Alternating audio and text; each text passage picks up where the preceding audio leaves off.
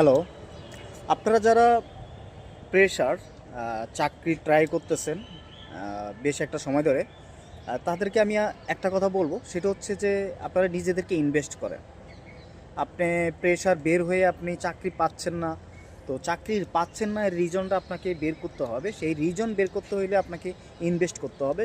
প্রথমে ইনভেস্ট হচ্ছে আপনি স্কিল ডেভেলপমেন্ট করেন।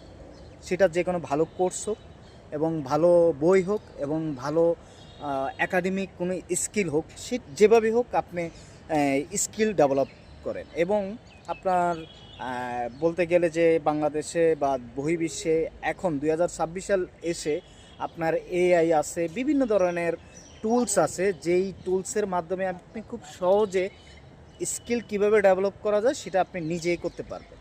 সো সেকেন্ড ইনভেস্ট, আমি যেটা বলবো, সেকেন্ড ইনভেস্ট আপনি এইভাবেই করেন। প্রত্যেকটা কোম্পানিতে ইমেল অ্যাড্রেস আছে, প্রত্যেকটা কোম্পানিতে ওনাদের ফোন নাম্বার আছে। আপনি খুব কৌশলে লিঙ্কডইন আইডি আছে, ফেসবুক সোশ্যাল নেটওয়ার্কে বিভিন্ন পেজ আছে। কোম্পানির পেজে যে ইমেল অ্যাড্রেস আছে, লিঙ্কডইন থেকে আপনার সার্কুলারে যে ইমেল অ্যাড্রেস আছে, প্রত্যেকটা ইমেল অ্যাড্রেসে আপনি অ্যাজ এ প্রেশার হিসাবে 3 মাসের প্রি ইন্টার্নশিপ হিসাবে জয়েন করেন।